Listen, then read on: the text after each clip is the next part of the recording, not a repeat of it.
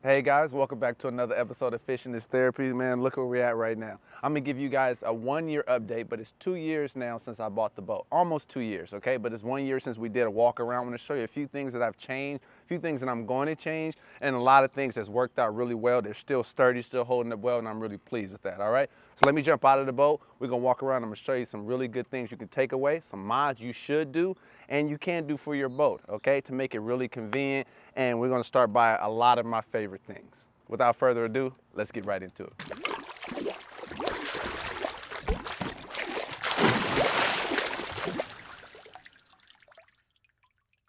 All right, guys, so this brings me to my first part of the boat. I had these last year. I put these on here. Look at this right here. One of my rivet nuts is loose. Look at that. And I'm actually going to be replacing that with another Canon rod holder that I have right here. All right, but let's stay back here right now. They have been sturdy. Without the exception, it kind of gives me the ability to spin, but I'm gonna remove this one because I like the Canon rod holders a lot better. These are just cheap from Amazon. You'll see the link to that as well. But I've been using that to actually use planer boards, to pull planer boards for catfish, for stripers and things like that. Haven't been that successful yet because I've just started it, but these rod holders have been really well, especially for night fishing when I just pull up and beach the boat and just fish right out the back of it, all right? So I like these, get you guys some. For me, I just prefer the Canon rod holders, but these are excellent buy right now. I got the YOLO stick. This is where you see a lot of my angles come from in the back of my boat. All right, it helps me be able to record all day continuously because this right here is able to be connected directly to my battery, so it runs all day, and as I drive my outboard motor, I'm able to also be able to keep it running, keep that electricity going, okay? So let's move forward right here. I added latches here, right on the back of my boat, okay? And this is just locks, so when I go into the store, you know, at the end of a fishing day trip, I can put my locks on and prevent any, you know, theft. And another one you guys really like, I still have those Millennium marine boat seats. I mean, they still look new, guys. Look at it. There is no stitching, the wearing, there's nothing. I beat these up. Rain, sunshine, weather, nothing. Look at that. Got my life jacket on the back of there. Always wear your PFG. Look, but there's nothing on there. Look at that. And I still have mine on a flip mount. This is mounted and welded into my boat. I know a few people ask about that, but this is welded into my hatch right here. See? And I can just slide this back and forth on there. So that's really good there, all right? So now we have the Canon rod holders. One of my favorite rod holders. Look at that wear and tear. I didn't wash anything, I didn't make anything look bad. They still look like the day I got them. They just got a little dirt on them, but I love them. I just turn them down like that, so when I'm getting out of the boat, I don't poke myself on the sharper part of it. Still got the Archon phone holder right here, still swivels very well. Nothing came loose, none of the nails, still swivels. I put my phone on there all the time, so when my wife calls or I need to make a phone call or even check GPS or where I'm at, I can put my phone right here. That works out really well. This is the Kimamoto boat caddy storage holder, okay? I have this is basically where I put my tools at, put my knife at, and just throw my lures and miscellaneous items there once I'm fishing, because you know you're rapidly fishing, you're just tossing baits and different things like that. So this has worked really well for me to toss different things like the Whopper Plopper. Still running with the tackle web storage holders. Cup holders right there. Well, look at that. No peeling. Look at that. Sturdy, hot sun. And this is a Jon Boat, so it's gonna get hot. Still running with those right there, and I just store my water bottle right there. That works out well. Now let's come forward here, and you'll see that I still have my tackle web storage holder, the large one. All right, and within there, I have everything I need, my mount when I want to record, when I'm catching gar, got my gloves. I even put my fish finder ports right here as well. So you can put, this is all purpose, look, no peeling. Look at that, still looks well. And this is over a year now. All right, and another addition that I've also had for a while is the ram mount. I love that you can break the neck on this thing like that easily, and you can turn it in toward wherever you're at and swivel it, okay? You're able to do that, that's really good. Look how it's held up, right? We got a little bit of minor rusting right there. That is like minor, that's because water will stand right there, but I haven't had any issue. Swivels like I bought it. This is the 93 SV fish finder right here with side imaging, and also have one up there for live scope, all right? And that's the new thing I've added onto my boat. You see this right here? This is the puck. This is your GPS signal for your Minn Kota Tarova trolling motor right there, okay? And that's one thing that I have, but let's go right here before we go. I have a hatch, okay? My hatch is here, and I can open that. Look, I've added a spring right here, a gas strut, and I got all my fishing gear in there. You know how that goes. Got everything in there, but I love that. so I can be able to just not have to hold it open with one hand and everything. And we're gonna do a review on this HydroTurf. You guys notice, I know you're checking out the HydroTurf. I'm gonna do a 1-year update on this HydroTurf and show you how its wear and tear has been, if the pillar and everything like that. We got another Millennium Marine boat seat in the front. I barely use this one because we just need more deck space. When my family is on board though, I do bring out my each one of my seats, but normally I run just with one captain's chair, and then my buddies, they kind of sit here, and then we get up and we just fish the whole boat and we split it out. So now let's go around to the front to one of my newest additions that I added, and that's the Nye Light. Okay, they're called Nye Light. These are my, I've been doing a couple of days of night fishing on my birthday camping trip. I went night fishing for catfish. Didn't have much luck, but I really like these. They installed really well. I got 2 different sizes, and that works out well. I also added another YOLO stick light electrical receptacle here for when I want to move, and I'm sitting right here on the front boat mount with my pedestal seat, and I can actually just get all that in view, so you can be able to see me from this perspective of the front of the boat, and you can also see the back perspective of the boat. I'm thinking about maybe investing another YOLO stick, but we'll see how that goes. And another thing that I had, you guys saw that other video that I posted. Check that video out, it's an interesting story. But I added these safety chains, and I added them, they're more sturdy right here. I bolted it straight through, and this is that safety chain that you really need, because my boat almost went down the ramp back into the water because it fell out. Check out that video on my channel when I'm talking about my boat safety chains, and you need them. They're very important.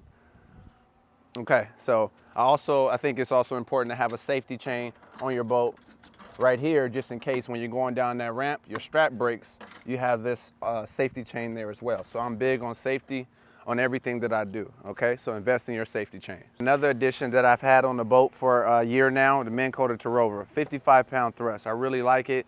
The only issue I do have sometimes, you guys gotta be aware of, is make sure you wrap up these wires that come with it. When it goes around and it's turning and turning, when it's on spot lock, that's when the wires can get stuck around this particular portion right here, all right, this section, and it'll almost break it right here. So you got to be very careful of that right there. That's the only issue I have. Spot lock has changed the game for me. I don't have to deal with anchors. I'm not pulling up anchor ropes. I don't have to deal with that. When I'm in the river, I can spot lock. When I'm in the lake, I can spot lock. I don't have to worry about that at all. So this has been one of my very favorite investments. It's brought my fishing and boating experience to the next level, okay? Let's go ahead and take a look at this. I also added a strap right here for my foot pedal, because this is kind of like elevated base. I just added a Velcro strap to be able to hold down that foot pedal, and it also holds my trolling motor receptacle as well when I'm driving down the road. So I just tighten that down really tight, okay? And I know you guys are going, what the heck is this right here? This right here is what I have. This is my live scope right here. And this is my live scope rod. So what I do is I turn this around, and I have this right here at this angle, and it's easy to swivel out of the way. Once I have everything unpacked and done, it's easy. I added this right here as well. This is my trolling motor stability, because when you're going down the road, this is what your trolling motor is doing. And look right here. It's making this very loose because it's constantly doing this. So over time, it's just wearing that down, and those screws are wearing loose, okay? I got Loctite in there, but it still can wear them down. So I added a trolling motor stability collar right here, and it's a quick fist. I put a quick fist on top of about a foot of PVC with 2 PVC caps screwed right into it, and then put this right on top, and bam. Look at that. There you go. Solved that issue right there, and I drilled straight into the base right here. All right, so now let's keep going right here. What you're looking at here, have another Canon rod holder. Also have a Scotty. This is by Scotty right here, and this is a bait cutting table. When I go gar fishing, when I go cat fishing, I'm on my boat, stripers or whatever, when I'm cutting bait, this is what I use to cut up all my bait. It's easy, I love it because easily removable. When I'm not doing live bait fishing or anything like that, I can take it right off, okay? And it works out really well. You just gotta find the mount sometimes to swivel it in, okay? Yep, there we go. And so that works out really well for me all the time. Let's check these out right here. I'm actually thinking about this, okay? I want you guys to really take a look. Actually, let me remove this so you can see what I'm talking about. All right, take a look right here. These rod holders right here, this is by Boat Buckle, okay? It's like, they're called the rod holders like Boat Buckle. These are really good, but if you notice one thing right here, okay? It's my rods, when I lay them across, you can't fit like 5 rods different ways, all right? And I'm thinking about screwing into this portion right here, okay? Screwing right here into this wall and being able to have rod holders go in right here, okay? I'm thinking about that. Right now, this area just houses my net. I have it with just a carabiner clip on, and that's what I have right there. So when I'm driving down the road, I gotta worry about that flying out or anything, if anything happens, okay? So let me know in the comments what you guys are thinking about that. Should I put rod storage? I really don't want to drill another hole in my boat. Well, it'd be 3 holes to be able to put those in there, but it'll help me because this bending of the rods right here and putting them over the top, that's kind of annoying, and none of the rods really are sitting flush. They're kind of just held down by this Velcro. But anyway, overall, if you don't have the issue that I have with my boat, the boat buckles work really great. No issues there, okay, for me. Another tackle web storage holder, more rod holders right here. HydroTurf is looking good.